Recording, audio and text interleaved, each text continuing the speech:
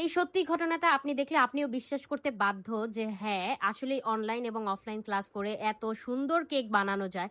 দেখতে পাচ্ছেন যে এখানে দেখাচ্ছি যে এই আপুটা আমাকে হচ্ছে পিকচার পাঠাইছে আপুর নিজের করা কিছু কেক। এই রাবেয়া আপু আমাদের কাছ থেকে হচ্ছে অফলাইন ক্লাস করেছিল এবং অনলাইনেও ক্লাস নিয়েছিল।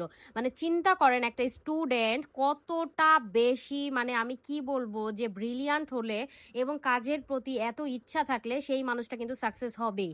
ওনার প্রত্যেকটা কেক দেখেন কত নিখুঁত এবং কত সুন্দর করে সে বানিয়েছে। সো অনেকেই ভাবেন যে অনলাইনে কি আসলেই শেখা যায়? অফলাইনে কি আসলেই শেখা যায়? মানে অনেকেই কিন্তু এই জিনিসটা ভাবেন। তো আপনাদের উদ্দেশ্যে কিন্তু এই ভিডিওটা শেয়ার করা আপনাদের সাথে। কারণ আপনারা অনেকে বিশ্বাসই করেন না যে আসলে অনলাইন অফলাইনে যে এত সুন্দর কেক বানানো যায় এবং শেখা যায়। এই যে দেখতে পাচ্ছেন আপু কি লিখেছে?